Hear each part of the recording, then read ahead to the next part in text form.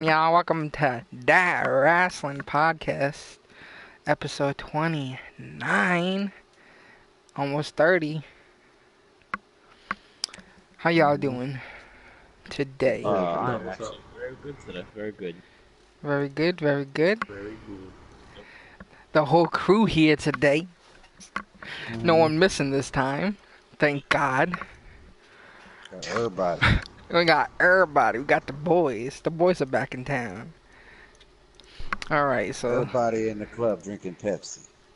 everybody in the club I'm drinking literally drinking Pepsi. Pepsi right now. I did that because we're in the club and I'm drinking. I'm drinking Sprite. It's all- He's like, I'm not drinking Sprite. I'm actually drinking tea since we're talking about what we're drinking. But, yeah. Let's get You know, started. Ben, you're drinking a red Coolio. Yeah, we know what Ben's drinking. He's drinking that little bit of something, something. Full So- Australian beer. So, let's start off with the Raw here. So, in the beginning of Raw, we have announcement of Renee Young gonna be full-time, what is it called? Commentary. Announcer for Monday Night Raw. Yeah, commentary. Wow. So, congrats to Renee Young. She made it as the first ever female. No, I'm just joking. Anyways, yeah, moving on. I got. think it bears a little bit of action. I mean, she deserves it. I think she's put in her time and she's way better than Coach. So I'm not complaining. Yeah. I agree. I mean, that's true. Coach is boring. She has a really good personality. I like enjoy listening to her talk. For some reason. She has a good personality. Yeah. Whether or not she knows what she's talking about. I enjoy her personality on WWE. I don't think it would be the same. I agree. But anyway, now you may move on. So we have Drew McIntyre coming out with Dolph Ziggler and Braun Strowman. They're talking their talk, and then they're saying, we told you so, blah, blah, blah.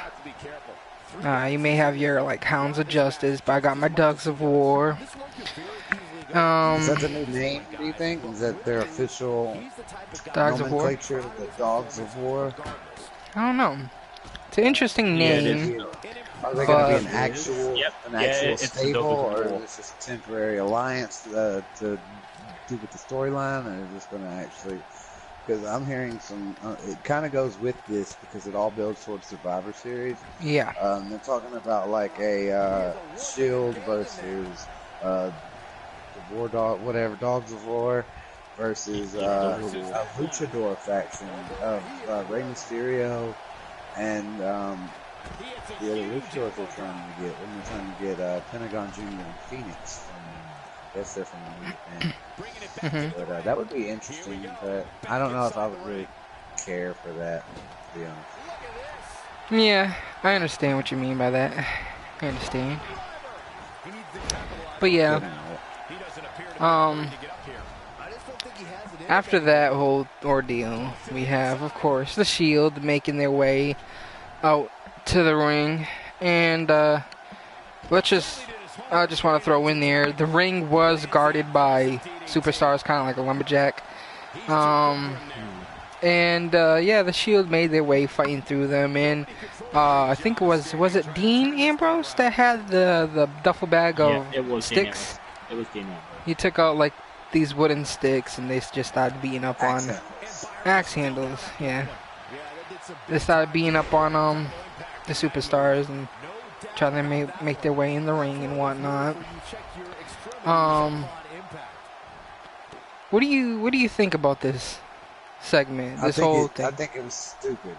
Think it was stupid? I do agree. I agree completely 100% with Luke's report in that it made all those other heels just lackeys for Strowman and Dolph Ziggler and McIntyre. They were all there were people out there like Kevin Owens and Elias and a few people who should be considered in the same category as Dolph Ziggler, Drew McIntyre. There were people that, you know, aren't just nobodies and shouldn't have been out there supporting somebody that they should be competing with. Yeah. I completely disagree with that. To the point of the promo being rendered meaningless when the Shield hit the ring and beat everybody up, I don't agree with that because they did have axe handles. So that's kind of the equalizer there. They had weapons, so it does kind of make some sense how they could beat up all those heels. They had axe handles, you know, they had weapons. But I do think that it made all those other heels look completely weak and just like they're bitches to Braun Strowman and Dolph Ziggler that they wrestled with, and I don't agree with that. I feel you where you're coming from on that, but I don't think they're you know, think about it that way. I don't think they're really going into that deep of it. I think they're just like, okay, you know, these are just superstars, like a lumberjack guarding, you know, these guys. I mean, I don't know. Anybody else have their opinion on that? Soul? I agree with Sheep, especially for Kevin Owens and Jinder Mahal being former top champions themselves. Yeah, I understand that. Undermined them in a way to just be like jobbers for. In a way, they were jobbing for. Yeah. The Dogs of War. Yeah, you know what I mean? I understand. I understand that, but I don't think, you know, a lot of people are gonna look at it that way. You know what I'm saying? It's not necessarily just that. It's the whole concept of like some of them deserve better. You know what I mean?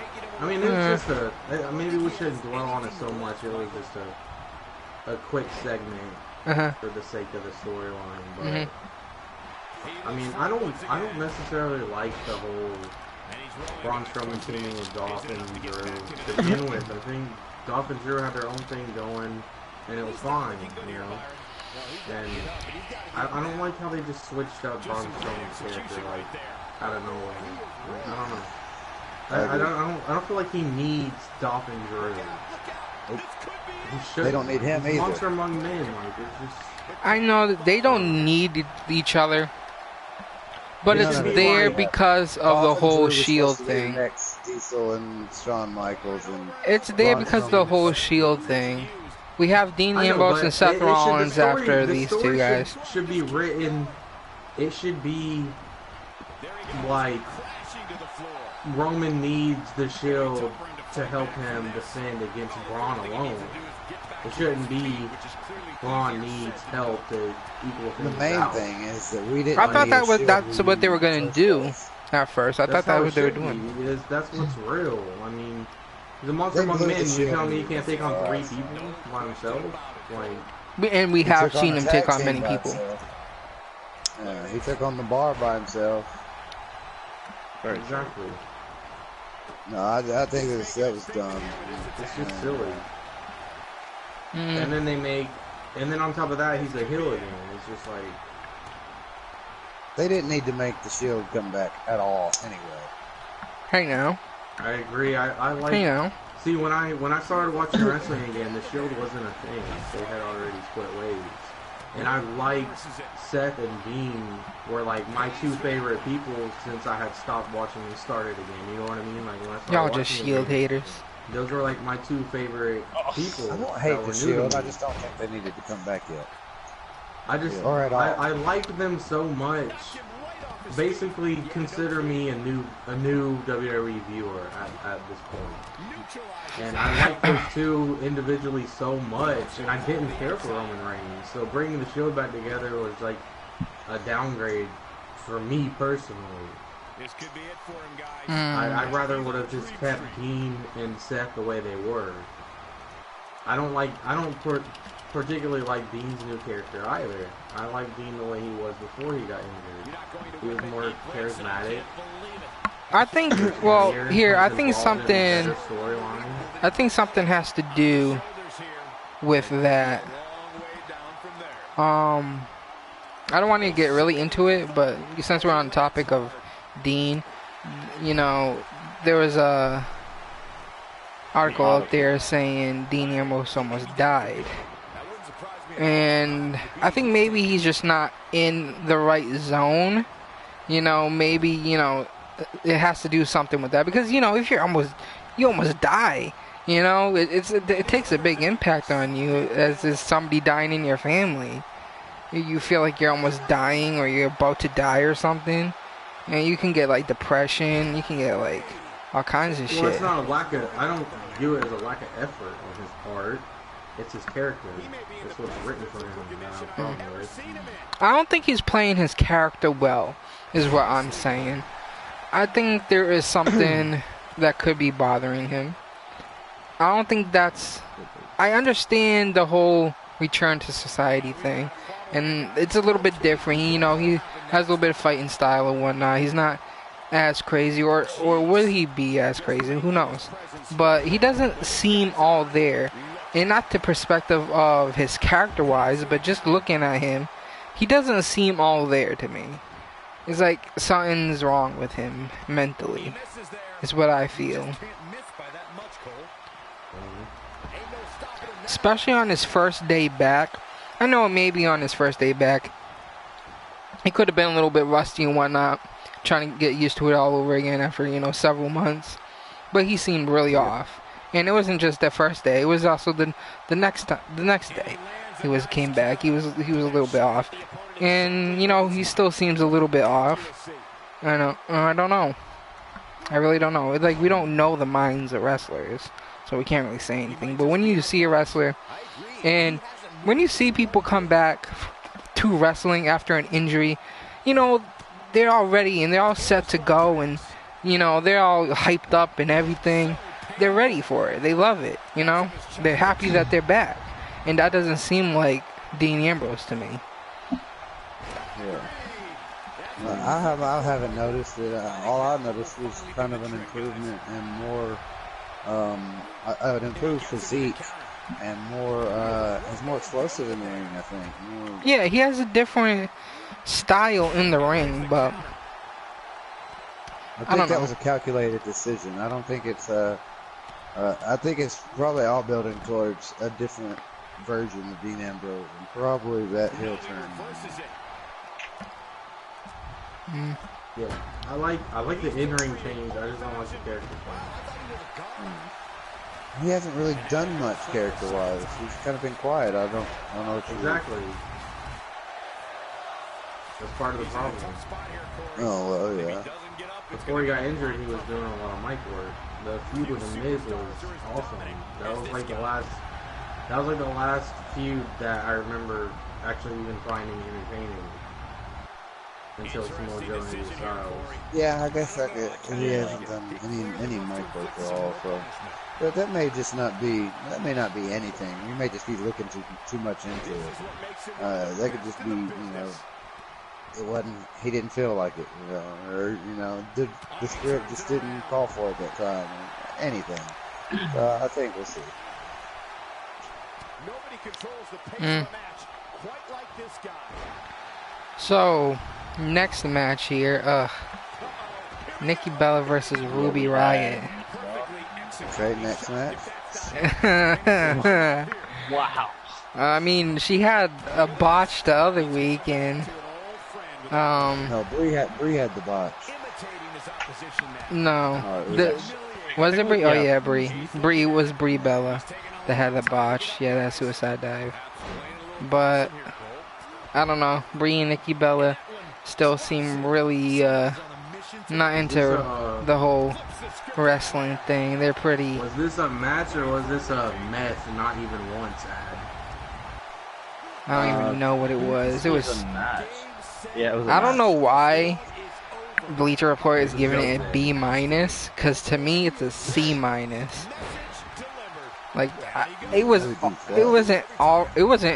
an alright match. A B- is an alright match to me. It was alright. I'll give that. It was decent at most. It was decent. I'd put alright above decent. You know what? Alright above these, so below alright. Huh? So it was worse than all right. Yeah. It was alright. It was decent. So it was like it was like a peanut butter sandwich, no jelly. Yeah, basically. It's when you What? That's gross. you know what it Exactly. is? It's when you order an ice cream cone and you get to the window and they give you ice cream in a cup. That's what it was. A disappointment. So it was ice cream, no cone. Yeah, ice cream no cone. Just all cup and ice cream. Yes. But yeah, next match here. Oh God. Next Two match is a two squash match matches again. back to back that are just AOP versus fucking hometown people. How come they give AOP squash match a D, but they give Nikki Bella the thing a B? Yeah, a freaking. I don't know. I don't know, but yeah. But we have to see AOP's fucking. been squashing people for like 6 months. Like, what is going on? Yeah, You're big and strong. They Okay. don't know what to do with them. They have no. They don't have any. They're just like, well, gotta do something with them. I don't think it's that they don't have nothing to do with them. I think they're just holding them off. Holding them off, like dragging them until they can finally put them somewhere. And that's what we were talking about, the tag team titles. So maybe they'll get their shot soon. I mean, they're okay, but I think, like, unfortunately, with the way wrestling entertainment is today, the way WWE is today, like, I don't know, it's hard to even think of like where they fit in today's wrestling scene. Not with Drake Maverick, I'll tell you that. Oh. Exactly. It's just, the whole thing is so confusing. Like, I mean, think about it. Do we really get like big, like heelish characters? Like, I mean, Braun Strowman type characters. Like, do we really have a lot of that going on? I mean, everybody turns to like a baby face like real fast, and AOP are the guys that don't speak. They're big and strong and scary and whatnot. Like, how long are they really gonna last with this gimmick before they just get buried? I don't know. But I think they're still just honestly, giving them squash matches. Like, I just don't know. I don't see a future. And I'm not saying that because I don't like them. I don't believe in them. None of that type of thing. But it's just with the way, like, WWE has gone, like, it's like 80-20 entertainment compared to wrestling. Like, it's mostly entertainment. no, it's just because of this stupid almost all freaking PG entertainment. era now. That's like the reason why. And the It's PG era, yeah, exactly. That's what era I needs mean. freaking Come die on. hole. We had better PG eras though. Oh, Exactly. Yeah, The PG a lot era of- causes the entertainment to outweigh I think it's not even the PG. wrestling. I think what it was is that before it was PG-13, now it's just PG. Yeah, I mean, really. And that makes it hard for people like AOP to stay relevant because they're limited on what they can do. They're limited on what they can do in the ring. They're limited on the promos they can do. Well, see, I mean, there's not really a we place can't for the say big that monsters it's. anymore. We can't really say that it's all 100% WWE's fault because what they're doing what's best for business. If they were to not make it PG, they would lose a lot of their audience, and a lot of their audience are kids. And Yep. I don't know. There's all I'm saying is, if you're gonna go to a wrestling event with your kid, I think that just speaks for itself. Even if it's PG or not, I think if you're bringing your kid to a show that has people quote unquote fighting each other, I mean, come on, what are you gonna expect? Well, that comes down to parenting. I would have Exactly. absolutely loved to take my son to see Stone Cold Steve Austin beat the shit out of Evil. I would have Exactly. enjoyed the hell out of that. But a good parent and I can explain to him that, you know, we're not going to see some drunk, crazy guy beat people up. Like, it's wrestling. You know, I would have that conversation. But you're right. You're 100% right, though. I'm not arguing that fact. I'm just saying because of that fact, it's hard to have room for certain types of characters. Yeah. Yo, is it just because, like, hang on. Okay, this is actually like, what I can't actually understand. Like, AOP, like, with Drake Maverick, stupid. I don't know what they're going for I there. think What are they going for? It was freaking magic. Like, the when they best had thing they could have done. that was magic. That was They literally could magic. have done what I said a long time ago and made AOP like a tag team version of Brock Lesnar. That would have been perfect. Have them not speak on the mic, have a really good manager to speak for them, and let them be reigning, dominant, big men like Brock Lesnar was. Make them be feared. You know what I mean? That would have been the best look for them. The tag team version of Brock Lesnar. It would have been great. It didn't necessarily have to be Paul Heyman. I think Paul Heyman would have made it work the best. But I think if anything, they should have Has Paul Heyman ever managed a tag team?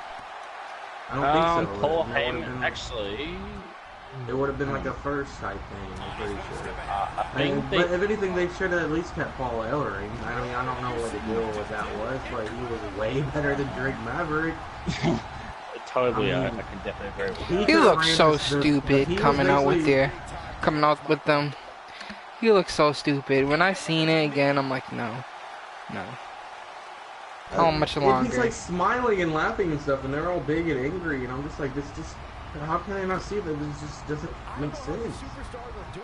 Like, it's just, like it's literally comedy, like, but bad comedy.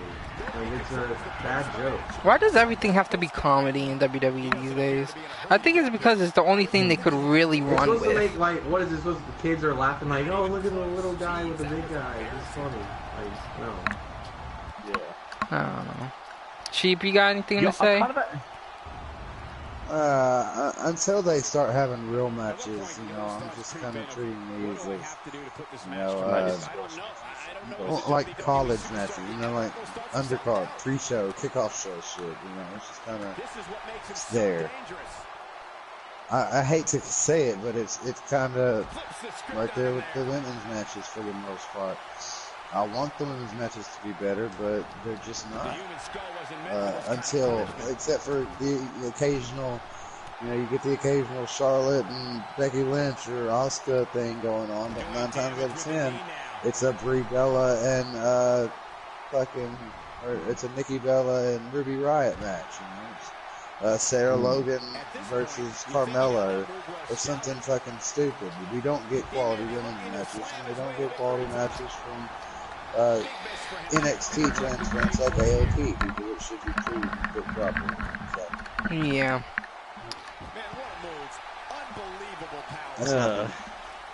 Ben, anything? Yeah. Yeah, I think I have actually said it. Like, you know, the match was, it was kind of a squash match. Okay, it was a squash match, not kind of. Yeah, you know that double power bomb, like you can get into, where they actually when they actually like they slam like the opponents like into each other. Yeah. Is that their finisher? Is that supposed to be their new finisher? It's like a tag team finisher. It sucks. It's a tag team finisher. I'm saying that finisher does suck. All right. Moving on to the next segment here, which is Triple H. It's a perfect finisher for squash matches. Yeah, it is. They wrestle guys that are a quarter of their size. Yeah, true. So it makes them look strong. Yep. So, Triple H segment here addresses the WWE Universe. Following up what last week where Undertaker came out. Triple H was saying that Undertaker's comment about Michael made him mad because he felt like the dead man lost respect for HBK and for himself and for Triple H. What do you guys think about this I don't think he has anything left, Michael. whole thing? Like, not just That one was off the match, but the whole thing. Like, a lot of people are speculating that this is gonna lead up to WrestleMania, Shawn Michaels versus Undertaker. Once again, I don't think so. I think Shawn Michaels is gonna stay true. And You think so? I think what it's leading up to is Shawn Michaels is gonna be the guest referee again, and he maybe is gonna like screw over Undertaker.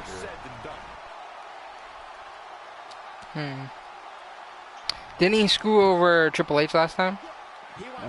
No, I think I think he screwed over the Undertaker last time. No, I think the last time they called it fair.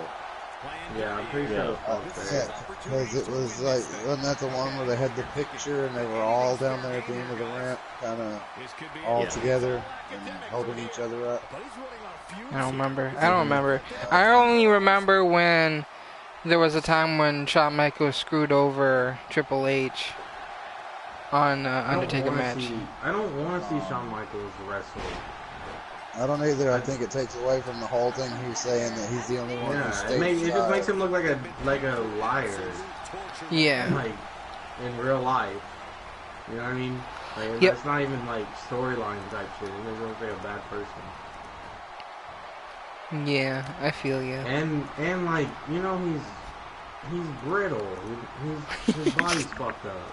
He's brittle. Like we're gonna expect like a fucking Heartbreak Kid Shawn Michaels WrestleMania fucking match, and we're gonna get like crap, and everybody's gonna be disappointed. Like, it's not worth Who knows? it. Like, well, hold on. We haven't seen Shawn Michaels, and we don't know. He might still have all of it still in the tank, but I doubt it. Yeah, he doesn't look like he has all of it. He looks fucked up. He really does. He looks like he's hurting. He does. He looks like he's in pain. He even talks like he's in pain. Yeah, exactly. When he does the whole DX thing, when he's done talking, he's just dying. He looks and sounds like he just got out of like an AA meeting or something. I don't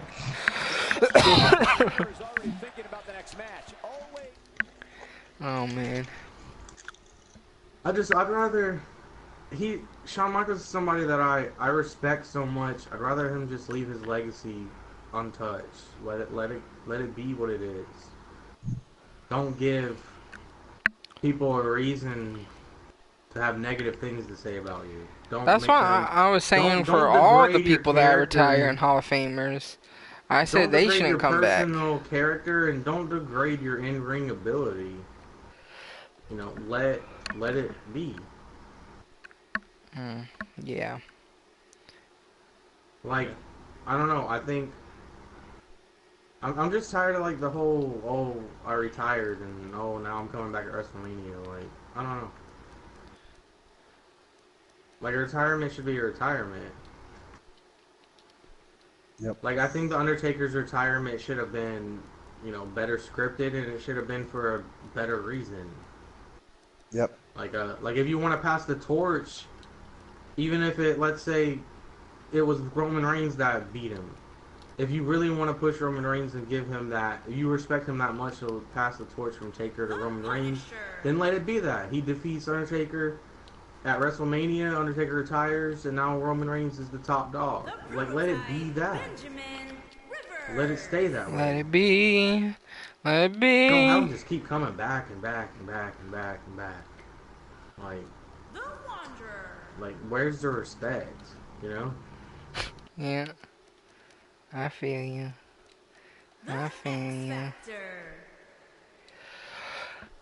Alright, anybody else got anything to say? It happened with Brock Lesnar, and you know Brock's gonna come back. So still going. That was an okay. So anybody else have anything? Or no?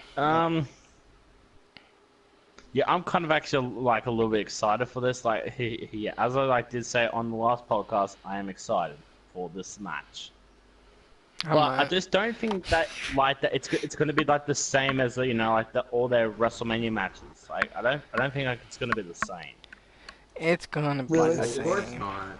And people are going to compare it to that, and it's going to degrade it. It's going to make it look weak. It's going to be the same. We were fine. If you want nostalgia, if you want nostalgia so bad, just go back and watch the match. You know what I mean? You don't need to relive it. Just go back and watch it. Yeah. Yep. And respect it that way. You don't need a watered down version of it. That's gonna be. That's what it's gonna be. A watered down version. It might be a decent match, but physically, it's not gonna be what it was before. It might be, you know, Triple H has the little mind game stuff that he does. And that, like, as for show, the entertainment part of it might be good, but it's not going to be like a physically dominant back and forth show match. You know what I mean? Yeah. Absolutely no mercy now, guys.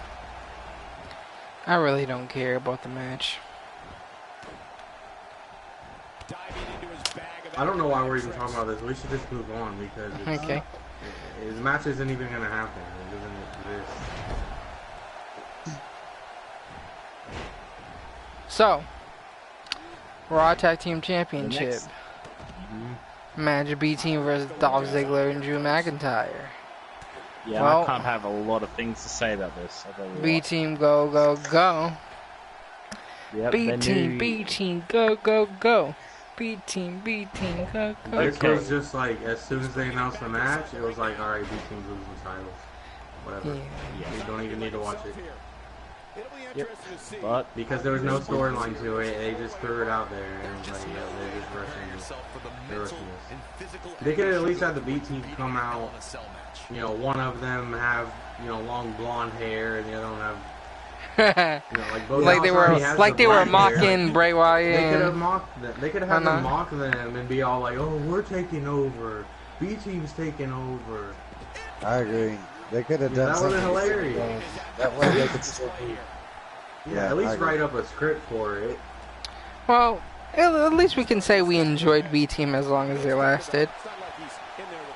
Right? Everything but their theme song. I mean, they actually got a pretty long title run than I thought they would get.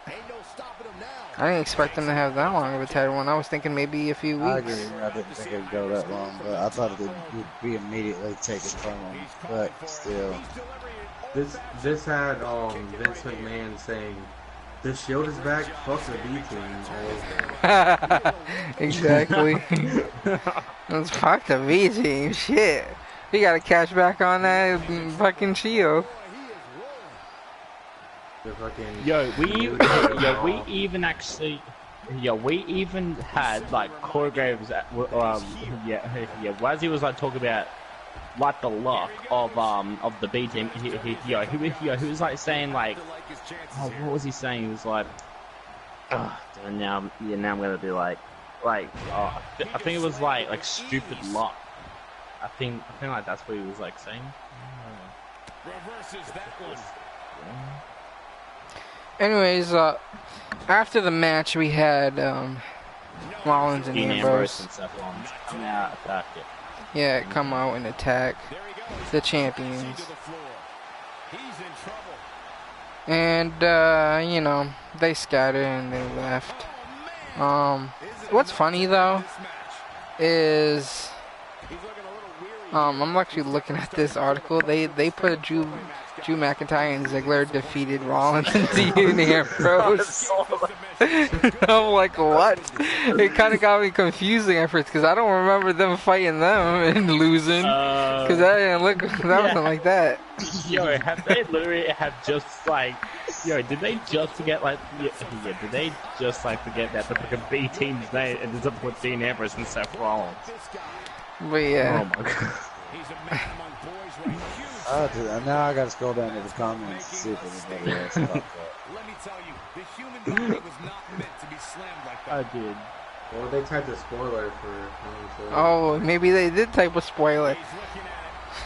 Who knows? Like shit wrong there. Oh, shit right, one article. On accident. Ziggler and McIntyre defeated Rollins and Ambrose. Something might be happening. Vince McMahon sues Bleacher Report. They said they giving this a B. Do you guys agree that this match was a B? How is that even worth a B? Yeah. Yo, Bleacher Report actually they gave it a B. Gave it a B. Yeah. Yeah. I give it like a C. It was a B. Or a C plus. C plus at most. It was an alright. Yeah. This is where you can say it was an alright and not decent. It was an alright. Yeah. Alright. So next match here, which is I don't know what the fuck this is about. Tyler Breeze versus Kevin Owens. What? Why? Yeah, it wasn't actually like on top of the match. It was like sort of like a little bit of a beatdown. I'm so tired. Like this match is bad for many reasons. One, I just don't understand why. Being a jobber, I really like Tyler Breeze. Well, I mean, he's been a jobber. I'm tired of them not knowing what to do with Kevin Owens when he's a multi-champion and one of the best talents that they have. Yeah. Okay. I don't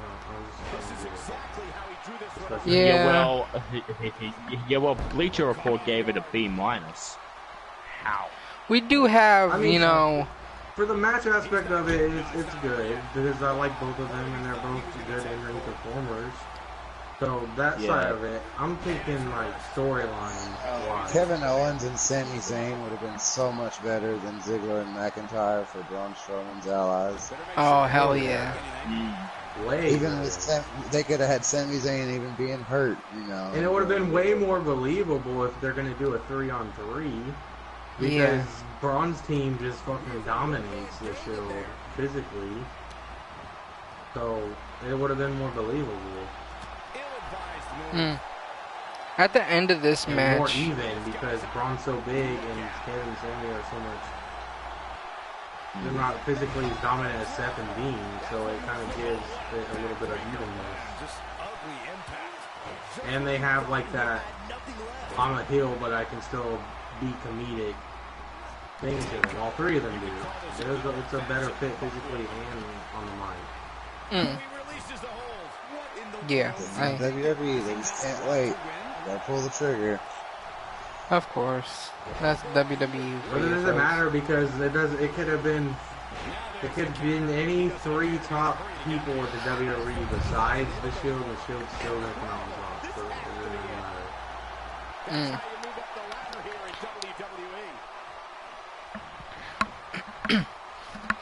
Alright, so at the end of this match we had you know, Kevin Owens talking about Bobby Lashley again, saying, you know, it's Bobby Lashley's fault that he was gonna quit. And yeah, I don't know. Yeah, so that was stupid too and lazy writing. Like, here's the thing though. Here's the thing though. He really does have quote unquote the right to do whatever he wants to whoever he wants, and that he's not. No, not that aspect of it. What I'm asking is, why is he blaming Bobby Lashley for? Yeah, that's it. Well, he mentioned. I was gonna say he mentioned.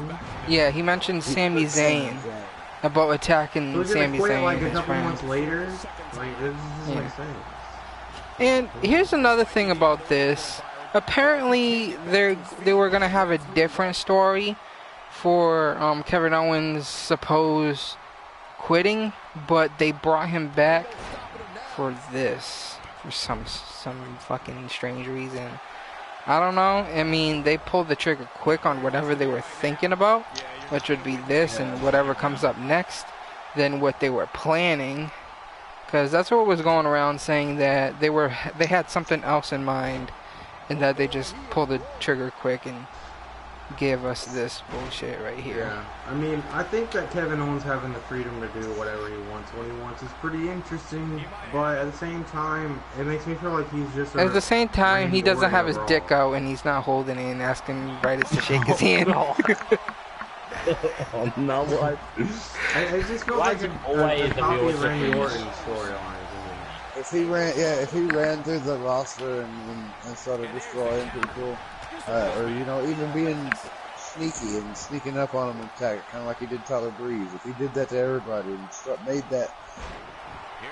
The thing is with Kevin Owens is consistency. They won't stick with one thing.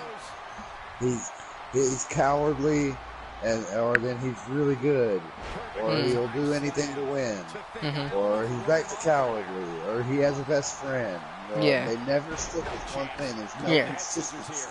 I just want them to make up their fucking minds for one time. It's always back and forth with that guy, with him. His whole thing. His whole gimmick. It's always back and forth. But the thing is, he still makes it work, in my opinion. And I'll give him... He's talented. He's one of their best I give him major props. He makes it work, bro. That's... Think what he could do if they stuck with it. I don't know. Drives me crazy. Yeah. So, moving on to the next match. Again, we're seeing Bobby Roode and Chad Gable versus Ascension. This is kind of interesting because we have Chad Gable tagging himself in to get in the victory here in this match. And Bobby Roode did look at him funny when he did tag himself in, but then when he won the match, he kind of just went all cheery and whatnot. Is this gonna be a stupid backstab from Bobby Lashley just to turn him heel again? Bobby Roode, you mean? Yeah, Bobby Roode. Well, probably. You think this is just a setup to turn Bobby Roode heel again? It's the best that WWE writing can do because apparently they've been missing our podcast. Yeah. Well, and maybe so, but I mean the pairing of Bobby Roode and Chad Gable is so bad. Well, hold on. It was more fun. It was more fun yesterday, or not yesterday. It was more fun that time than it was the first time. Well, let me finish now. Let me finish, and you'll see what I mean. If they wanted to run a storyline where Bobby Roode's gonna eventually turn him on his partner, or even if they're just simply trying to fill in something for him to do because they don't have anything better for him to do right now, so they're putting him in a tag team because the tag team division on Raw is weak right now, and they don't have a whole lot of teams. So they just don't use them. Well, yeah, that's true too. But anyways, the point is, if they're gonna run this angle, then why Chad Gable? Why not Tyler Breeze? It makes more sense to me. You don't think Tyler Breeze could run the whole glorious angle and they could have made like a comedic thing out of it? Fabulous. It makes way more sense than Chad Gable. But then people do still like the fashion files. And I mean, I know we haven't seen it, but I think it's still like a viral thing and it's still like a... But I'm still not finished. Okay, go ahead. Wow. But I'm still not finished, though.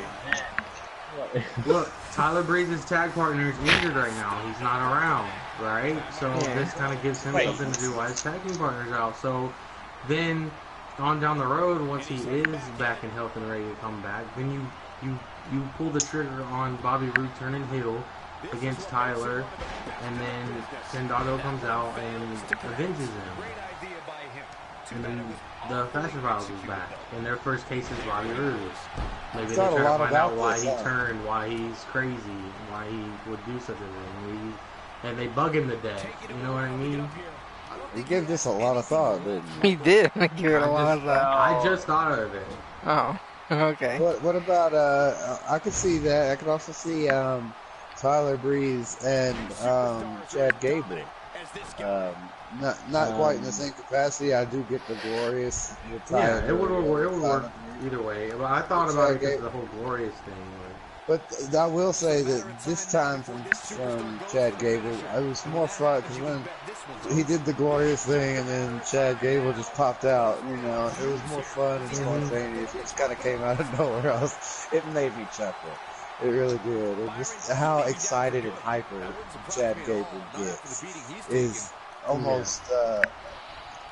Yeah, I hate to say it about a guy, but it's almost adorable. You know what I mean? This is the second time you've done that, so I hate to say it. Well, you know, it's like a puppy dog, you know? It's like, oh, look at him jumping around in there. Look at him go. It's not, you know, you're taking it too far now. It's kind of no homo. It's more like a pet thing, you know? But I find it funny. It got elicited a chuckle from me. So it did it. When you look at Chad Gable, you can do him as a pet.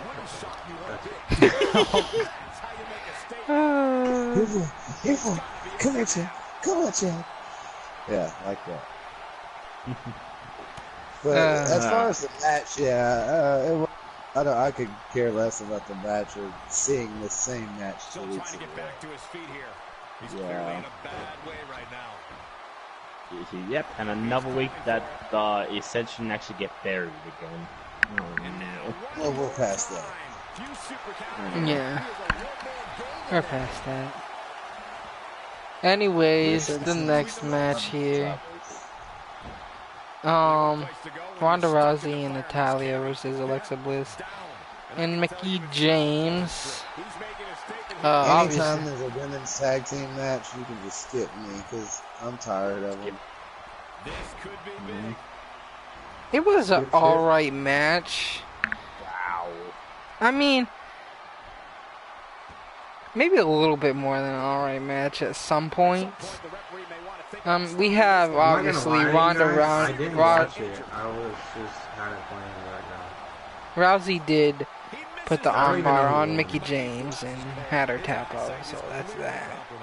But for what it was, I say it's pretty good.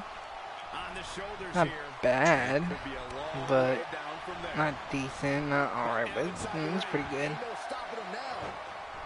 They graded it on Bleacher Report a B+. I'd give it a B. I figure it's a B in my opinion. What do you don't like about the match? Tell me. What do you think? The tag team matches between women. I'm just, it's not necessarily that there's no reason because there's no tag team belt for women. So for them to be in tag team matches, it's just stupid and contrived, and it's Days of Our Lives storylines about school fucking quality, you know, catfight shit. You know, none of this is good writing. It's not interesting. It's not entertaining. It can't be entertaining anybody above the age of 13. Well, they do the tag matches because the whole fucking story and, you know, the alliance that, you know, these wrestlers have. I know what the storyline that they've shoved down our throats is, what they could be doing. Of course, they could be doing a lot better in general with everything. Tag matches and 3 women tag matches and all these stupid multi-woman matches just because they can't figure out where to put them. I agree with Sheep, but who won the match? I just said it. I said it. Ronda? Ronda put the armbar on Mickie James and won the match, yeah. Put the armbar. Well, I mean, talking about... I didn't watch it. I didn't pay attention to talking it. about Ronda. I really only care about Alexa Bliss. I don't care about the rest of them. Talking about Ronda. She's the only one that entertains me. Like, yeah, Alexa Bliss. Yeah, I know. The rest of them are boring. I know what you mean. Alexa Bliss is entertaining. Mickie James is down the rabbit hole. Way better wrestler than what they allow her to be. I think they want Natalya is blah. I don't know what she's still doing in wrestling. And Ronda Rousey is just cringy. She should go full on cat lady. That's all you. The only way I'll like Ronda Rousey is if they do the heel thing. I want her beating the shit out of people and going crazy. I don't want to see her as the nice girl. Can we talk about Alicia Fox's appearance, her tires every time she comes out? You guys notice her tires? It's mostly the hat, right? Not just the head. Sometimes she comes out pretty She's wearing, crazy. like, matching outfits now, like glittery stuff, and it's outrageous. It's just like too much. And the three of them together, none of them look like they should be hanging out. Like, none of them. No, not really. They don't look nothing. They look like all three of them would have not talked to each other in high school. It just makes no sense. Well, that's because Mickey James would have been teaching. Well, that's part of the reason. Yeah, it is a very bad pairing. It's like they all have like such different characters. They do. Such good friends. What's Alicia Fox supposed to be? Like, what is her thing supposed to be? Alicia Fox is like crazy. She's like crazy. But she don't dress crazy. He just dress like she has some crazy ass fashion. That's about it. That's like supposed to be her thing though. Is that she's like, I don't know. Maybe crazy is the wrong word. Like I don't know what her thing is supposed to be. She freaks out and stuff. Like she's hyper. I don't know. Oh, you're talking about most women, yeah. So she's just a basic basic like bitch, right? oh, She's just a basic bitch. That's all she is. I don't know how to explain it, but the point is, the three of them are an awkward group. Let's talk about I don't know if you've seen it, but Ronda Rousey has a new move. Gut wrench power bomb. Did you see it? I missed that. Did she hit it well, or did it look crappy as all of her other moves? If it looked crappy and all the moves. Well, it looked alright, I guess. I mean, oh, wait, it's something did it look new. alright or decent? It's something new in her arsenal. Other than what she's working. I don't know. You're going to have to look at it for yourself. And you tell me. I did post in Discord. Oh. So if you want to check that, you can check in Discord. A random thing. Where is Nia Jax? Nia Jax? Oh yeah, where is she? You're right. Where is Nia Jax? Uh-oh. Potty. My bad, guys. 1 second. I got kicked. 1 second, guys. 1 second. Alright. I'm back. It was the potty. I got kicked out of the potty. Of course. Yeah. So what were you guys saying?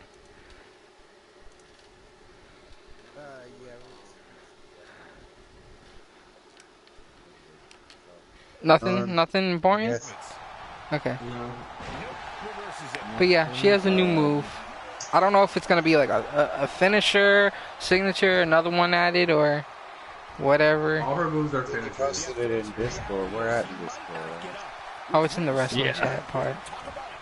Oh my god, yeah, and of course, I was there to like look it up on YouTube. Oh, okay, I didn't look at it because I saw just a message. I don't like the whole each week Ronda Rousey masters a new basic wrestling move. Oh yeah, you don't like that? This week it's a suplex, next week it's a DDT, and then next week is a super kick. Oh yay, Ronda's learned a new move this week. It's just like, okay, we get it, she's wrestling. Like, they emphasize the one new move that she did, like she uses it to win. To me, it looked like she pulled the move off alright. The beginning of it was cringy as fuck, but she landed the actual move. Yeah, she landed it. It's only a matter of time before she fucking breaks something. Oh, I can see that. I can see it. I can see it happen. She's gonna break somebody's bone. She's gonna break somebody's elbow or wrist or shoulder or something. And let me tip you off to something here. It's coming, and it's coming very soon. I believe it. And then they're gonna bury that person and use them as an example. Like, oh my God, Ronda Rousey broke her shoulder. She's the best woman on the planet. And that person's like in the fucking hospital. They're like, oh well, we're gonna have to make a story about it. It's just, at least they're not, you know, taking advantage of the actual, like, cheating girlfriend thing like Lita and stuff. Oh God, don't bring that up, please. Think how horrible that's gotta be. Like, your girlfriend's cheating on you, and then WWE's like, there's a story here, I smell it.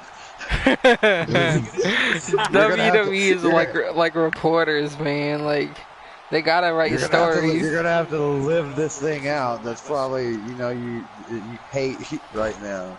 You have to live this out for the next, I don't know, 6 months. They're gonna shove it in your face. Hey, fuck. That's cold-hearted. Matt Hardy, no wonder he's retiring. Yeah. For people that don't know, Matt Hardy is retiring. We were gonna say in the beginning of the stream, but I totally forgot about it. It's breaking news, actually. Couple hours ago, it's been announced. But yeah. Matt Hardy, you've done a lot, and the next person is gonna be Jeff Hardy. It's coming. Matt Hardy said he was going home, so that kind of leads me to believe he's not going to be, maybe not going to be in production, or maybe he's taking a break and then coming back. But I know he was in production. Still trying to get back to That's his what feet he here. did. Yeah. He's clearly in a bad way right now. We have some more news for people. For this next segment, we had a live segment. Then we have Mick Foley coming out, talking about, you know, the whole Hell in a Cell ordeal that he was in. 20 years. All the time, he has to bring the Hell in a Cell and the fucking tooth up his nose and this and that. Oh God.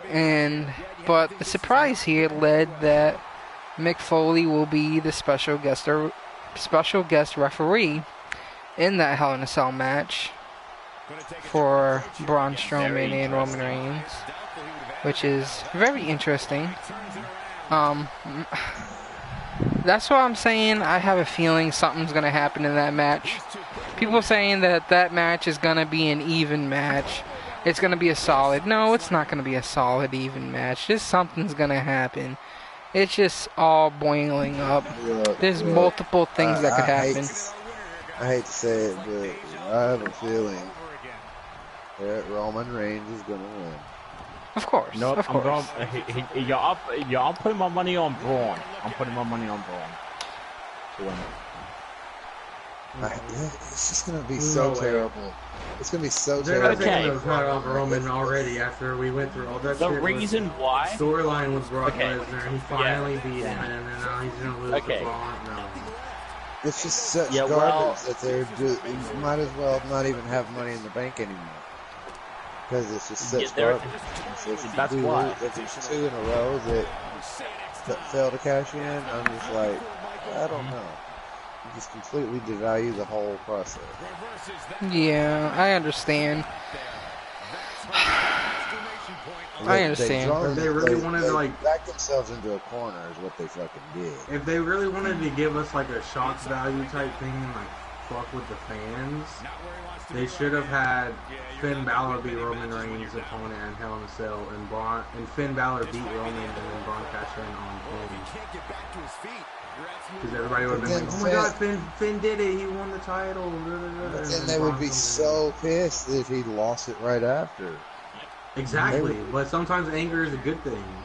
Then you have a storyline where Finn fights his way back on top again, and comes out on top of the overall. They would have done lost everybody. The audience would have done quits. But it's the classic like Rey Mysterio versus Big Show type scenario. He doesn't appear to be in a hurry to get up. Well, what else are they going to do? They already screwed Finn over and had him lose to Roman the first night, so he's out of the picture. I can't call this. If Roman beats Braun, who's going to be the next contender? He already beat Bobby Lashley. Like, who's he going to beat next? Who's the next believable opponent for him? There's like nobody left. Like, there's nobody left to make it an interesting competitor. There he goes, crashing to the floor. So, like, I don't see any kind of interesting thing happening. Like, there's not even a chance of it, in my opinion, at this point. hey, maybe They they already go buried all out. everybody. Maybe they. Okay, look, I know this. Look, we have seen some very, very good matches between Braun Strowman. Nobody can deny that, right? Yep, I agree. Those matches that they had in those 2 big series that they had, where they were back and forth. Like, the one thing I don't agree with is that Roman Reigns won almost every time. Yeah. But That's Braun because Strowman was kind of booked as the only threat to Roman Reigns. I mean, he Yeah. pushed him to the ring almost every time, and those were some pretty ferocious battles. I mean, there was some crazy stuff going on. Where they were like trying, like, wasn't there at some point like Roman Reigns like drove him in a truck or crashed a truck into him, or like had him in the back of a truck and crashed it? Yeah, something like that.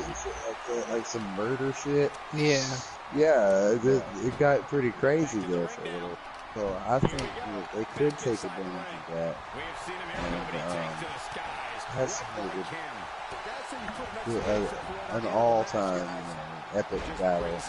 Maybe not quite, they can't push to that Mankind Undertaker thing, but maybe they can do some huge spots, like maybe a big move through the cage on somebody or off the top of it or something. But I think they're really going to say I'm not saying this is going to be a bad match. That's not my point. Well, I know that, but it's... I don't know who's going to win. I really don't know what to call on this one. I hate it because I don't...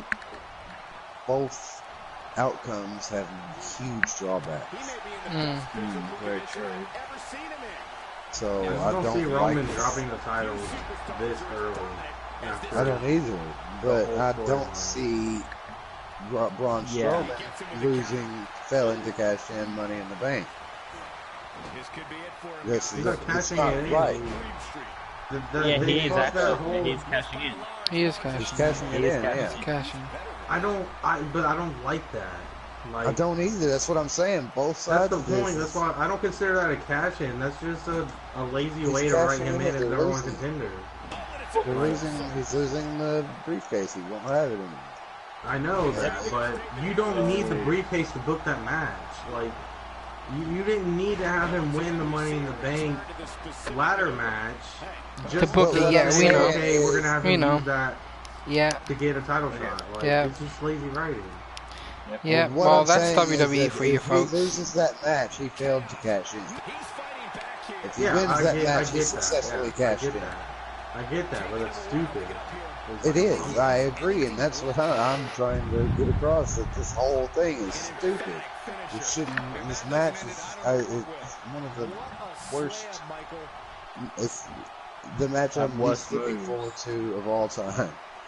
You know, this is. I mean, I'm looking forward to the match itself, but I'm not looking forward to the match. I don't know how else to say it. Yeah. Okay. Yep. Garbage. Garbage. Garbage. Hot garbage. Mark it down. Get a marker. So the next match here is Finn Balor versus Elias. It was a pretty quick match. Yeah. Small package. Yeah, because Elias attempt a superplex and Finn Balor went to go for the coup de grace, and then Elias tried to go for the drift away, and he got hit with the small package roll up by Balor. Balor winning. I thought this match was alright. The grading was a C from Bleacher Report. I give it a C+. What about you guys?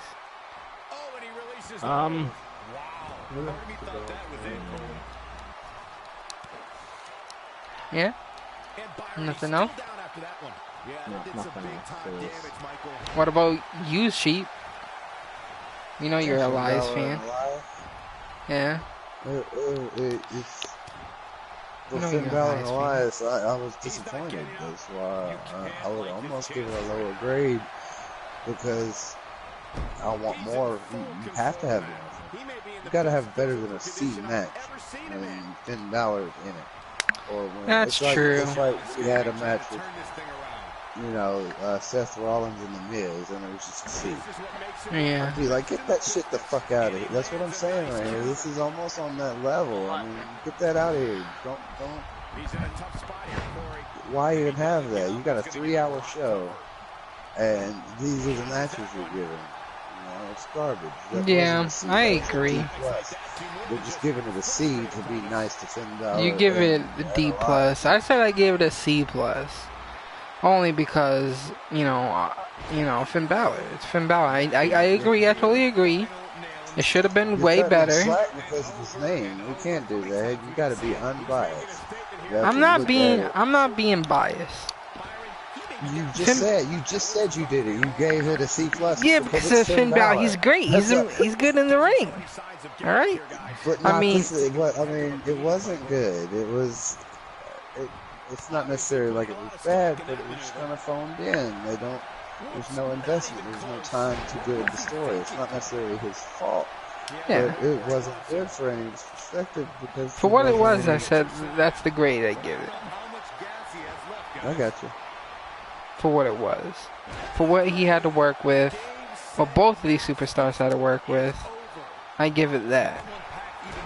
Now, say if it was, you know, a lot worse, maybe, you know, we didn't get to see all the shit that happened. It was just a quick match from Finn Balor or a quick match from Elias, just like an under 5-minute match.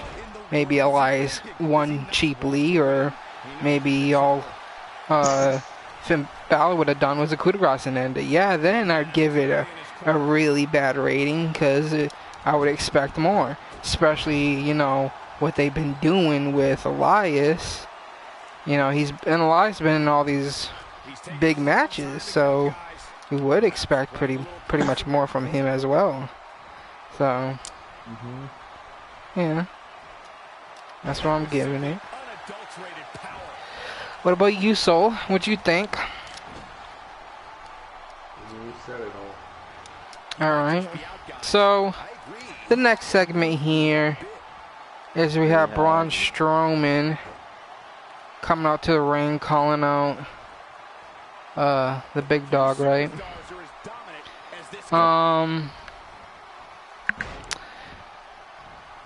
His music plays, Big Dog's music plays, and Braun Strowman's looking around for the big dog. Roman Reigns just standing up on the announce table, and these guys go at it. Obviously, it ended with Roman Reigns standing above Braun Strowman because Roman Reigns put Braun Strowman through a table, right? Yeah, with a Samoan drop. Yeah. I don't know. This was an alright segment. Can't say much about it. They had better moments, these two guys. Exactly. Way better moments. There's so many better moments, and this is their. I agree with Preacher. This is their build-up. Yeah, this is their build-up. A jabber jawing and drop on the I didn't table. even watch it. I looked away. This is all we get. They used to like murder each other, and now they're doing one table drop, and that's it. That's all we get. Fuck you. Come on. It's pretty sad. I understand it. It's pretty sad. But maybe they're doing this because maybe. Shit and all that crazy shit that they did before. Maybe they doing this because maybe something crazy is gonna happen at Hell in a Cell. Maybe it's just, you know, something we're not really gonna expect because we look at it and say, oh, so, you know, the previous weeks we're just getting bullshit, so the match is gonna be bullshit. What if they surprise us and the match is actually gonna be crazy? It'll be kind of a shocker in a bit of way because we looked at all the previous weeks and we're saying it's bullshit because, you know, they had better previous fights, and, you know, they're going to be fighting at Hell in a Cell, and this is where we're getting, like you were just saying. Who knows? Could be some shock value happening at Hell in a Cell. And if no shock value happens, and it's nothing crazy, then it's all fucking garbage. And I totally agree with that. There's really no chance of shock value because we've seen everything already. Like, Roman's already beat Braun many times, and if Braun beats Roman, it's okay. He's much bigger than him, so it's believable. There's no, like, unless Mick Foley is gonna do something crazy. I don't know how he could get involved in that. He's gonna have go PTSD and snap and start freaking out. Start freaking out, climbing the cage. Jumps off by himself onto the announce table, nobody up there with him. All I can think of is having this steel, having this Hell in a Cell destroyed. And I say that is, imagine we do have Braun Strowman hitting Roman Reigns with a running power slam from the top, busting him through it, and then having, you know, Roman Reigns surprisingly still recover and get up from that, and having a couple of spears through the Hell in a Cell, and then some back and forth crazy shit with these two guys. You think we're really gonna get this? No, but that's we can. Strowman's gonna flip the Hell in a Cell. Yeah, I'm not sure. But oh, no. the previous shit we had between these guys can only make up. Like, this could only make up for all that. You know, we've seen crazy shit between these two guys. So, in this era, if this is a basic standard match with no BS and it's straight up and there's nothing interesting, I'm gonna be so fucking done. Well, I know it's gonna happen, so I'm not gonna say. This can't just be, if it's just like a normal one-on-one match, they just happen to have a cage around them. I have a bad feeling that's what it's gonna be. There's gonna be some spears. They have to use a cage somehow. There's got to be a big spot. I hope there's a big Jeff Hardy spot. I know that's skipping ahead a little bit. But I hope there's a big Jeff Hardy spot. He promised it in like on Twitter or something. He promised he's got something big. Yeah, for his match with. His promise is he's gonna retire one way or another. He's gonna retire when he hits that swanton from the top of the Hell in a Cell. He's gonna be like alive or dead, he's retiring. He's like, that's it. My last swanton. I'm done. He's gonna be like Matt with his asshole fused to his leg or so.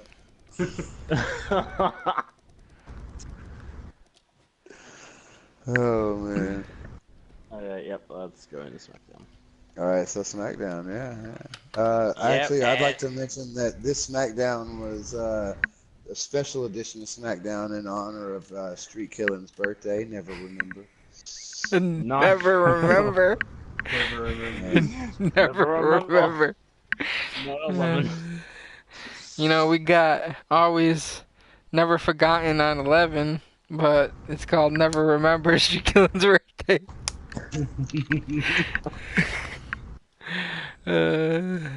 So yeah, we have little bell tolls happening 11 times at the beginning of this. And then we have Jeff Hardy coming out, right? Mm-hmm. Jeff Hardy came out. Don't remember what Jeff Hardy said, honestly. But this led into a match. Yeah, he was cutting a promo like... Yeah, he was cutting a promo on Randy Orton. That's yeah, of course. Yeah, building up to his match against Randy. Yeah, so it led into a match. Shinsuke versus Jeff Hardy. Pretty good match. Yeah, it ended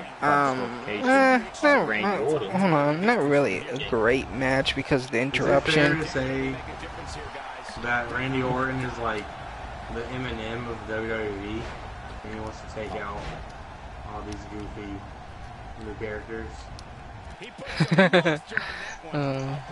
He's only targeted Jeff Hardy so far, so unless he goes after like Tyler, well, I mean, the only thing I was going to say, like Tyler Breeze and Fandango and all the Fandango characters. So, but I don't know. He'd have to go after all the gimmick characters, New Day, It'd be awesome to see Randy Orton destroy all three of them. I like the New Day, but that would still be. I do too. I'm not saying it in a bad way, like to do anything bad against the New Day, but like I'm not saying it would make him look better than them. But they would all be sneaky, like one-on-one, catch them all like alone, and take them out. Really have the kids freaking out. That would be amazing. WWE, where are you? Where are you guys? What's going on? Shit. There'd be like 6 million kids across the world crying at the same time. Yeah, just like Cedric Alexander's kid at the Mae Young tournament. His girlfriend or wife was in the tournament. She lost in the first round. And like his kid was sitting there crying, watching his mom lose. It was sad. Aww. That's disappointment. To a degree. Yeah. But yeah, I didn't care for the match. I don't think it was very good. I don't think that anything really we've gotten has been very good lately from Jeff Hardy. I'm hoping he's saving it all for the Hell in a Cell. Hell in a Cell. Guys, don't expect too much. Yeah, no, I'm trying not to expect too much from Hell in a Cell. But look, when he came what back happened at TLC? You know what happened at TLC? We didn't even get a table. We didn't even happen at Hell in a Cell. We're gonna get a cell, but no hell. Ooh, got him. We're gonna. You see what I mean? Let's have a highly respectable one-on-one confrontation in the midst of the cell.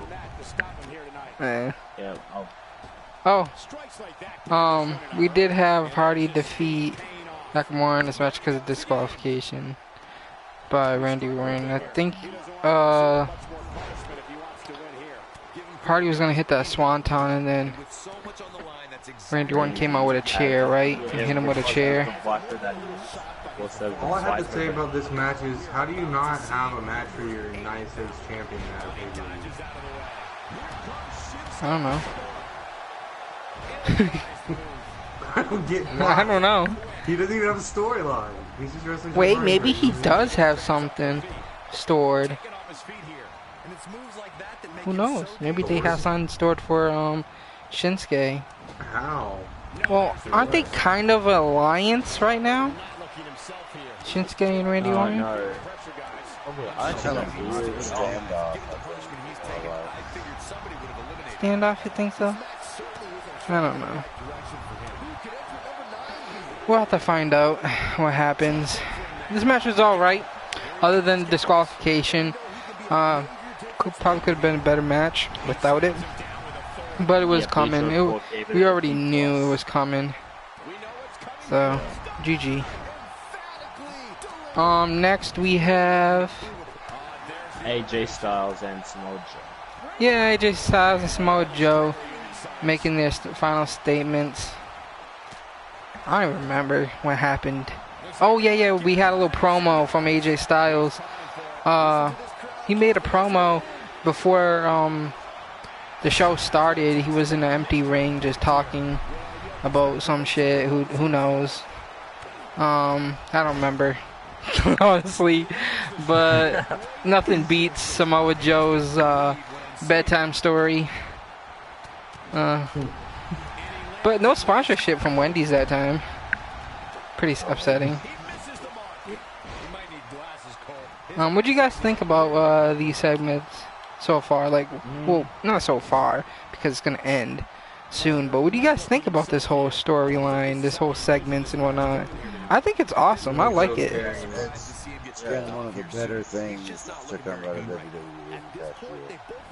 Definitely. But I kind of actually want to this might possibly be the only thing in the WWE that I give a shit about right now, besides Archer. What's up? Yeah, besides Archer. Yeah, I agree. I give a shit about Archer and this rivalry. Yep. I Yeah. don't care about anything on Raw.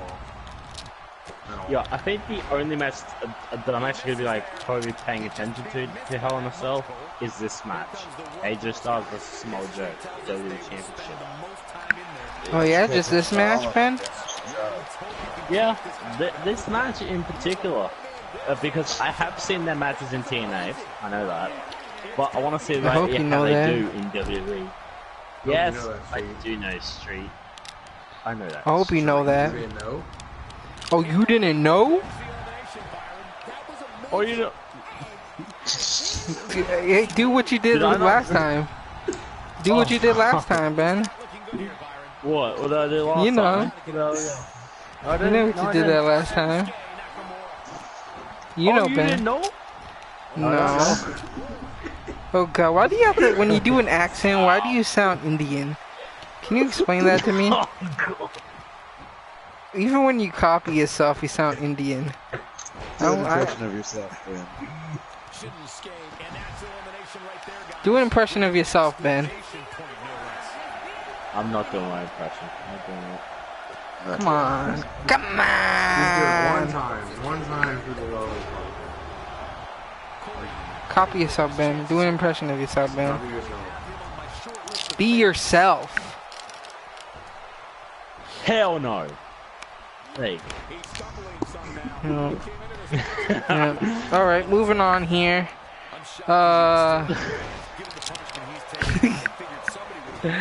We have Charlotte Flair versus Sonya Deville.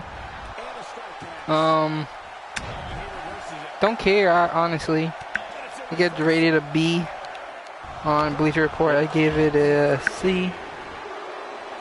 It was better than Nikki and Ruby Riott. Yeah, you right when you put it like that. I thought it was good. Yeah. Alright, be careful with my choice of words. Yes. Or I would like to say it could have been better. I did like the sneak attack of It could have been better. Becky Lynch and the wig and glasses. That was pretty Yeah, cheap. Becky Lynch with the wig and glasses. I feel bad for that kid though. All she wanted was a fucking selfie. A photo. And fucking Becky Lynch has to ruin it. What an asshole. You can't Come get no on. damn selfie. You gotta stick to character. Come on. What a fucking Probably came asshole. back and gave her a selfie off camera. What an asshole. Character on camera. What an asshole. It's a fucking little kid. I'm kidding. No. She wasn't being an asshole. She was being a lasshole. Oh, well, asshole. You don't say. Yeah, I see it. Yeah, I see what you did there, Sheep. I see what you did there. Right. Did you, Ben? Becky Lynch is a big fan of Yes, fun. I Did you, Ben? Probably really like Stone Cold Steve Boston. Are we actually sticking with that? Let's go see Boston thing. I'm pretty proud of it. That. I'm gonna run so hard Pretty today. damn proud I of actually it. found out there's not a big, doesn't have a big online presence. I'm gonna change all that. That's gonna be Because our it big says- WWE 2K19 reveal. This is a little bit of a spoiler, but the night of the release, we're revealing the newest superstar in the WWE. That's right. Stone Cold Steve Boston. Boston 316. Oh, You gotta be subscribed to that Wrasslin podcast to get that download hashtag. That's right. Yeah, get ready for it. It's coming, apparently, to these guys. The more I think about it, the more I create it in my head. It just gets better and better. Yeah. Are you ready? Next Alright, match. next match here. We have... Sorry. Sheamus and Cesaro versus Rusev Day. Number How one come they don't contender call them match. the Bar? They didn't say Rusev and Aiden English, but they say Sheamus and Cesaro. They can't say call them the Bar. They've been calling themselves the Bar for, I don't know, 2 years, a year and a half. yeah, Yeah. we don't just set the bar. We're the bar. There you go. I had to say it. Sorry, They're I had actually to just calling like, themselves say the that. bar. They're saying they Yeah. are the bar. It's different. No, they've called themselves the Bar plenty of times. We are the Bar. Yeah, they have. But they're not calling themselves that. They have many times. Yeah, and we even actually had the New Day on commentary. The bar is like what's the word for it? Don't search. Please don't say relevant. Oh wait, now irrelevant. Yeah, that's what it's No, it's not like that. It's irrelevant. I can't think of the right words right now to put it in. You know what's something funny? We're called the bar. They're saying they are the bar. The bar is a representation of what is the greatest. It doesn't matter because I'm pointing out thing. They are that. You know what I mean? I'm pointing out a grammatical error. Let's Street speak. Bleacher Street. What were you gonna say? No, what did Sheep say? It doesn't really matter because I was just pointing out something for the Bleacher Report. It didn't even have an impact on the actual show or anything like that. So I got a little bit too deep into that anyway. But here's something funny about the bar. I don't know if you guys watched the roster reveal with the bar on it. Sheamus and Cesaro was talking to each other, and when they got brought up into the game, and I think it was Rusev that mentioned, and he goes, "Oh, you guys just recently had a match on SmackDown, right?" And he goes, and they were, Cesaro and Rusev was like, no, Cesaro and Sheamus was like, "What SmackDown was it?" I don't know. We don't know where we are right now. Are we SmackDown or are we on Raw? I'm like, what does this mean? That's very interesting. It is. You should go. It's on along the lines. They said something like that. You should go back and watch it. I think they, the bar, they kind of questioned their location in WWE. They kind of questioned where they are in WWE at the moment. If they're probably wrestling this name anymore. Okay, so before the match actually happened, we had a person named Kramer Kingsman. What a name! Freaking he tried to interview Sheamus and Cesaro, and I don't remember this one. What are you talking about, Ben? It was stupid. Yeah, it was a stupid. Yeah. Was it? Was it, Ben? Was it stupid? He's talking about Kramer, Kofi's alter ego that was. Oh, the Kramer thing. That's the best. That's the best thing the New Day ever did in recent fucking wrestling. Since they've been wrestling, like the past couple of years, that's the best fucking little thing they did. All the pancake shit, all the cereal shit, all stupid shit. That little fucking Kramer thing, that was awesome. Would you be happy if they came out with like a big box of Boston baked beans and tossed them around the ground? I'm sorry, but beans are not in boxes. Beans is not in boxes. Yes, they are. Yes, they beans are. not in boxes. The candy. No, they're not. Candy Boston baked beans. No, they're not in boxes. No. Well, that's because you buy them by they come in cans. Trust him, he knows Boston. They come in cans. Don't tell him his business. Yeah. So what the fuck you trying to do here? Trying to get me fired?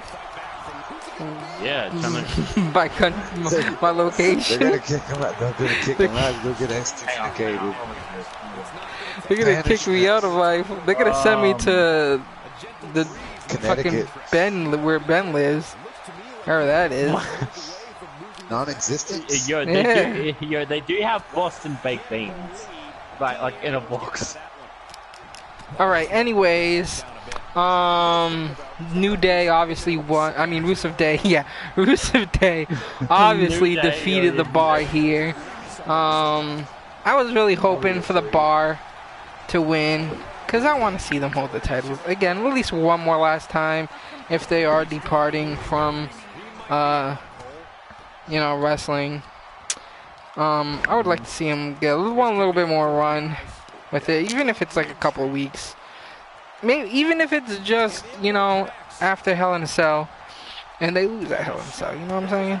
I don't care. But, yeah. Rusev Day is going to face New Day for the title at Hell in a Cell. Should be interesting. So next we have Almas versus R-Truth here for the... And R-Truth was accompanied to the ring by Carmella. Which is very interesting. Yeah, this is the co-main event. So what do you think about this pairing of Carmella and R-Truth? It's very interesting. Yeah. That's my opinion of it. When it was funny, it was fun, but I don't... well, R-Truth can make anything funny, so I think it'll be fun. It's just probably something to somebody to beat quickly in the next tag. Somebody to throw under the bus, so to speak. They've already lost here. We know they're not. I think they're a good pair. I think they're pretty decent. Make anything funny. I definitely like this Carmella better than the Streetkilln. Carmella we got before. I think R-Truth can make her mold into like a young hip funny type. It's not gonna last long enough to get that far. It's just gonna last until the mixed tag, and then it's gonna be. Could be. Could. Who knows? I don't think it's a problem. Yeah, I have nothing to say about the main event, and I gotta get going.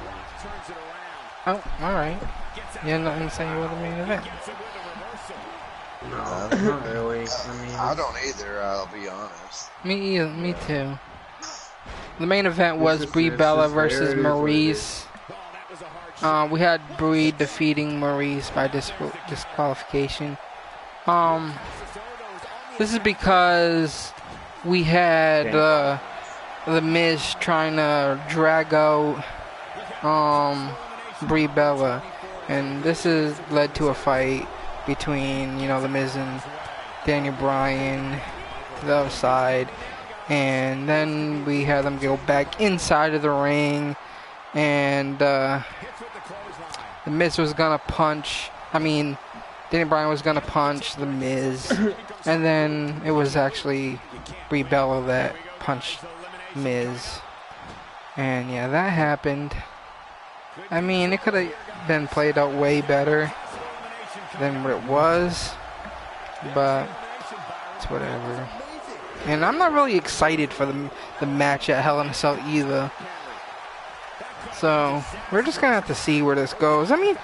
This could have been better. This whole rival with Daniel Bryan and The Miz could have been way better if they just left out the whole mixed match bullshit. Why do they have to bring in the women into this rival? It could have just been way better if it was just a Daniel versus Miz. It's sexist. No, it's not sexist. It's just... I agree. Brie Bella is not ready for an in-ring return by any means. And neither is Maurice, to be honest. I think they're just there to help sell the stuff. They're there to make up for the match that we're not getting. Yeah, I guess. They're there to explain why we're not getting the 5-star match we deserve. Well, it's because Brie Bella and Maurice are there. That's why we. Of course they do. Over there. It should be, a great match. It's not. I'm disappointed though. I'm really disappointed though, because we have this whole build-up that's been building up, and we have history with Daniel Bryan and The Miz, and it's gonna lead to a disappointing match in Hell in a Cell. It's like all we want is a good fight between these two guys, a good rival fight, not some bullshit. It's the kind of quote unquote dream match we've been waiting for since the whole thing started with Daniel Bryan and The Miz. And you know how Daniel couldn't really do anything because he was general manager and he wasn't cleared to wrestle. And we have, The Miz mocking Daniel Bryan all the time, stealing his moves and shit. It's like you would think it'd be built up to something crazy. And after the last match, in the last pay-per-view, I thought we were going to get something even better. But no, we get stupid mixed match bullshit. It's been pretty underwhelming so far. It has been. I agree. They should have actually. Like, if they actually like did like the Total Bella bullshit thing. If they did that again, it would probably like good. Why? It was. Why not do it again? Because it's not going to be funny again. We've already seen it. I don't want to see it again. If I want to see it again, I can go back and watch it again. It's on TV. WWE Network. I can go right now and watch Bella bullshit all day on repeat. Yeah. So we covered it. Actually, I watched the main event because it looked awesome. The basics of everything else was pretty basic. Danny Burch and Oni Lorcan beat Cesar Bononi and his tag team partner. It looked pretty good. Looked like it was probably a good match. And what's his name back from injury? Oni Lorcan. So that's good. They put them together. Tommaso Ciampa denied being the attacker of Aleister Black. So he's not the one who broke Aleister Black's balls. Shayna Baszler had a squash match against a newbie named Violet Payne. Apparently Shayna Baszler is out for vengeance since she lost to Kairi Sane, and she's just like murdering people, so squash matches. And then you had another squash match, Raul Mendoza and Lars Sullivan pretty much murdered him. And seems to be on the same path as just destroying it. That leads us into the main event, which was awesome. Nikki Cross. Yes, I did. Nikki Cross and Bianca Belair. The Belair part. Yeah. Nikki Cross, Bianca Belair. Going at it head to head. It was pretty good. Nikki Cross is always funny to me, like she's doing her crazy shit, and she legit came up behind and was like said hi, Bianca, and it's like this weird voice and everything, just kind of cringy and funny at the same time. But all in all, it was a great match. I'd probably get a for a women's match, and that's rare for me. That might be, I am probably a little bit biased towards Nikki Cross.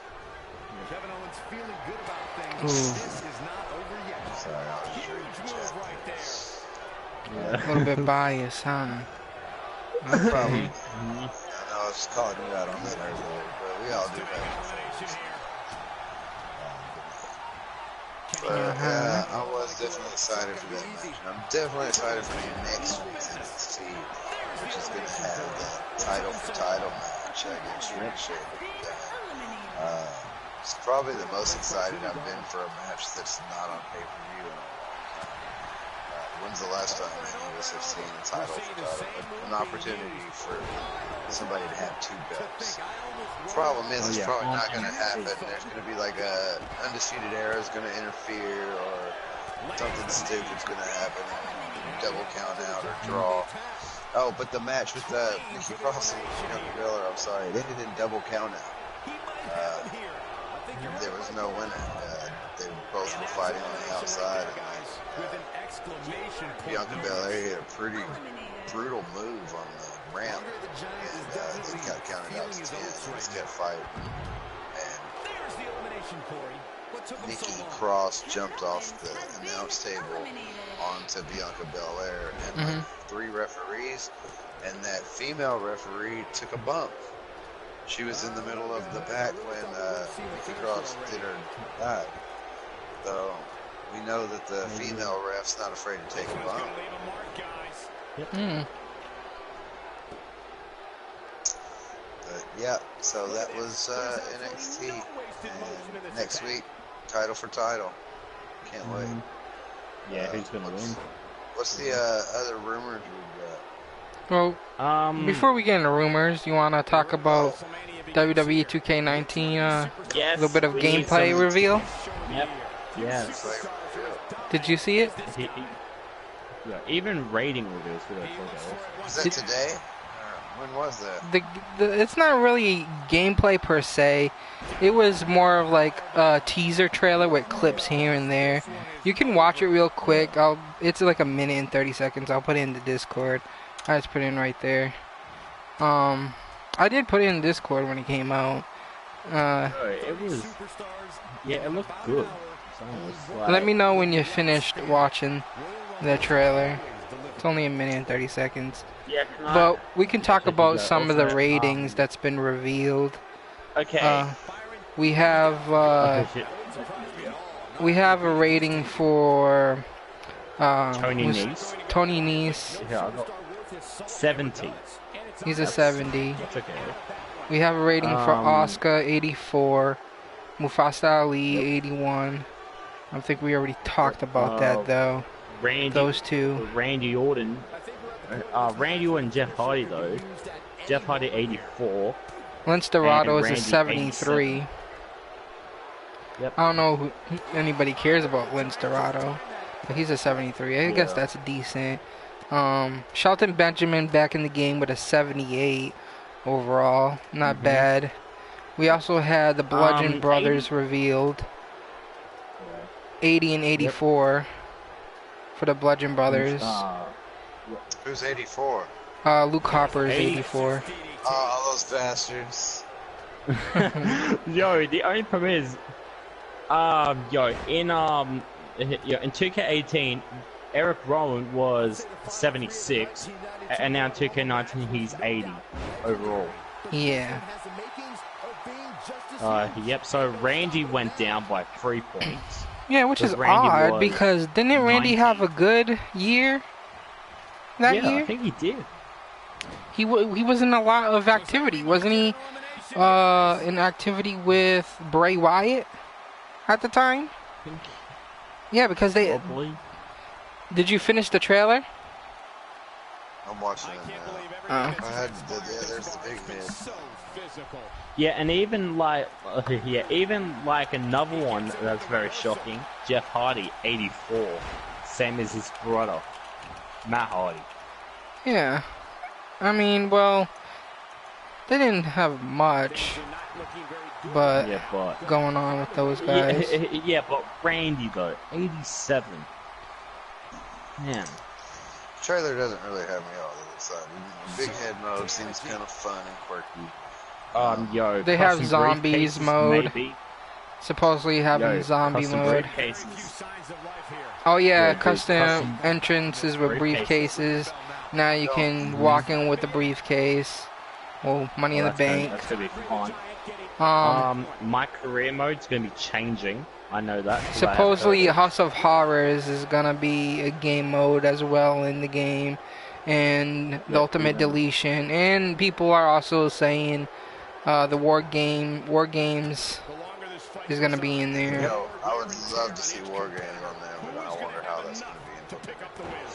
There's a supposed screenshot that's out there, but I haven't seen anything from WWE posting that screenshot, so it makes me feel it's a concept art. But what we can confirm from the trailer is, you know, the whole House of Horrors and the Ultimate Deletion and the zombie mode, big head mode, and we have a couple other things like the briefcase. You can walk in with the briefcase now, and we have supposedly Mae Young Classic and Women's Royal Rumble, as some people pointed out. They believe that's one of the things that was flashed in during the whole little teaser trailer. And then somebody else pointed out the golden AJ Styles that was there, and they're saying that's gonna be who you face when you do that new game mode there. what is it called, that new game mode? Towers. Yeah. The towers. Once you get up to AJ Styles, you supposedly fight the golden AJ Styles, which is interesting to see how that plays out. But yeah, I don't know. I like the trailer so far. They leaked the menu. The menu has been leaked. Some people like the menu. Some people don't. To me, so if you haven't, you can go check in Discord. Sheep, just go up on the wrestling chat, and you can see the leaked. Not the wrestling chat. I think it was posted in regular general chat. Somebody posted it in. It's a little short clip. About a minute and something seconds. You just have to skip the intro. It's like a short clip. It's like all white and it's kind of like minimal. Like there's not much to it. Like it's different, but it's like clean. It's slick. Some people are saying it looks boring, but honestly, it doesn't look that bad. I understand where it might seem boring because how, basically minimalistic it is. There's not much to it. And the character selecting screen is pretty bland as well. There's been screenshots where it shows, how on here it shows the characters where you select them. And they're all colorful and all these poses. Well, it's like black and white, and it's kind of like, I don't know how to explain it. If you just go look at the screenshots of it in the Discord. Yeah, I actually also just posted where I actually just found the rating reveals for all the characters. And that I really don't care for, the whole character selection thing, how it looks like. I understand how that could be kind of boring to people, but I don't know. Nikki Cross isn't on 2K19. Yep. Yeah, even Tommaso Ciampa's not on there. Yeah, but people are speculating that it'll be DLC though. Here's another bullshit thing that people are speculating. There's a lot of speculations going on for this game, and it's a DLC. And no Mick Foley. So, you know how they have DLC content, right? For, the Generations content and whatnot. Next Generations or Enduring Icons and whatever. People are speculating there's going to be the first ever all-woman DLC. So we're going to get a bunch of women for DLC, which would be Enduring Icons. We're going to get a bunch of old-school women. And we're going to get NXT Generations pack that has NXT women, which could have Nikki Cross in it. And new moves pack from women. And that's what people are throwing around up there. Okay. And I don't really feel comfortable with that. Why? I think that's just I don't think that's true. I think that's just people being people, Yeah. Just trolling. Oh, they're gonna do all women this. Or if they do, they'll do like side by side. They'll do an Enduring Icon with men. I think it'd be unfair to just not include men at all in DLC because they wouldn't make as much money. Is my point. Most of the people that play these games don't play with the female characters that often. I mean, if we're completely honest, we play with male characters because all the time. We want to see the wrestler. We want to kind of step into that role. We don't necessarily want to be a female wrestler. A WWE competitor can do. If you're sitting there wanting to watch female cartoon wrestlers, wrestle all the time, you might have something wrong with you. I don't know. I have no idea. Yep. Also, we do. Yeah. Actually, I was thought we already discussed about the whole Dean Ambrose situation, but I think we already did. Yeah, he had an infection, a very serious infection that he got after surgery that almost led to him dying because how serious the infection was. And that's that. We did talk about that. We have supposedly you posted this Sheep that Jason Jordan may never wrestle again. Yeah. Yeah, I know Soul's not going to be happy about this.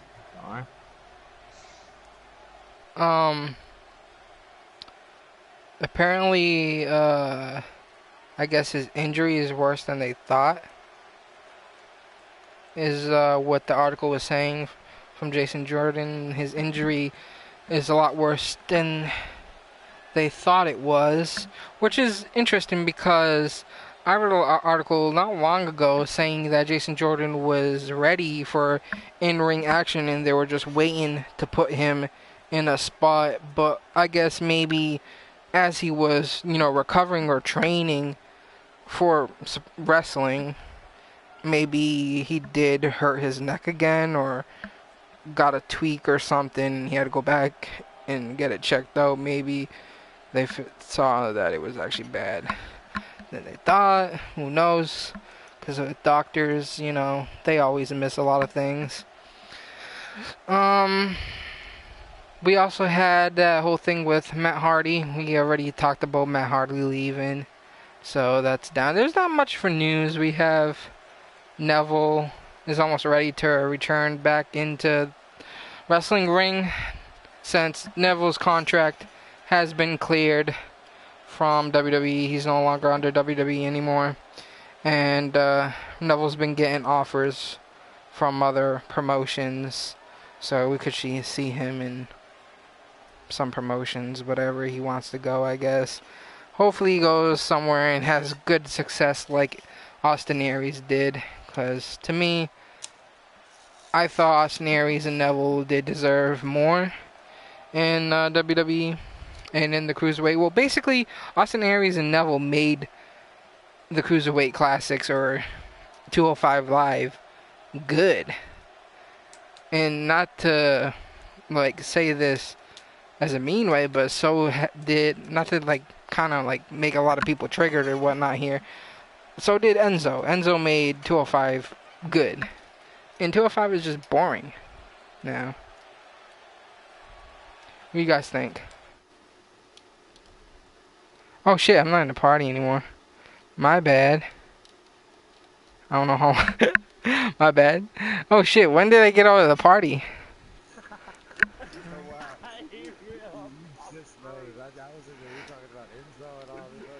Oh shit. How long? Oh, okay.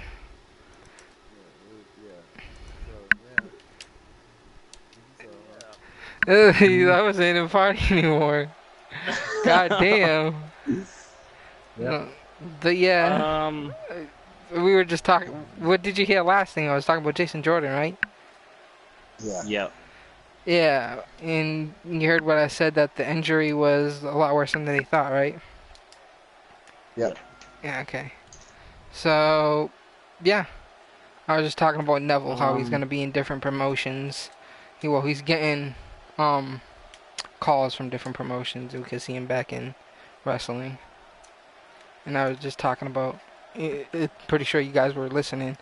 I was talking about how Neville and Enzo Amore and Austin Aries kind of made 205 good. Made what 205, made me watch 205, I should say. Nothing interesting on 205 anymore. No, I don't watch it. After Enzo left, that was it for me. Yeah. Because it was hilarious. The whole Zoe train and everything. Yep.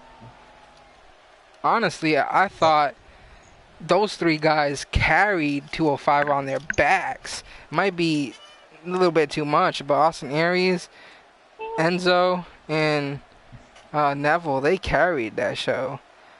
I mean, TJ Perkins carried it a little bit in the beginning before it was called 205, the whole Cruiserweight Classics, but still. Yep. There's not much news. Not much news for WWE. Yeah, I know that your actually probably going to say to me, like, yeah, just don't mention about the whole, thing like I wanted to talk about, but don't worry. Probably won't even talk about that after.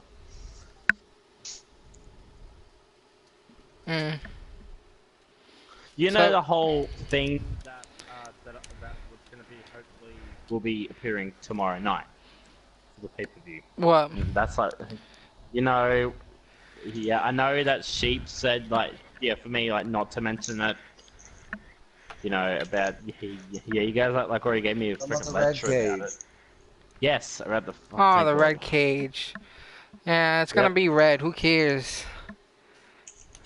Yeah. Hell in a Cell is gonna be red. You heard it here first, folks. Hell in a Cell is gonna be red. It's gonna be awesome. Man. Ben is a little bit triggered by it, but that's just Ben. Wow. But I think we can end it here, right? Yeah, for sure. Nothing else. Alright, guys. Wednesdays. That's what are you talking about? Oh, yeah. 205 Live moving to Wednesdays. 205 Lives.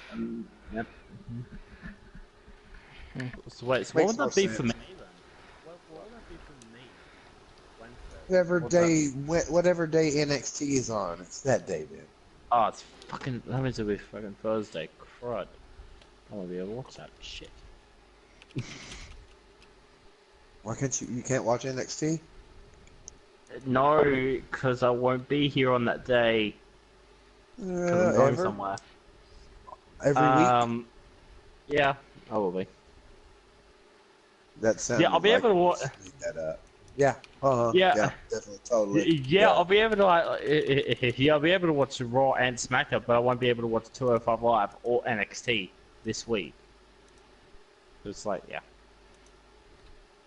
Alright, yeah. Matt Riddle has begun training at WCP. Alright. I just said WCP. Oh my god. I'm gonna call it the end of the stream. Please end it. Folks. We'll be back.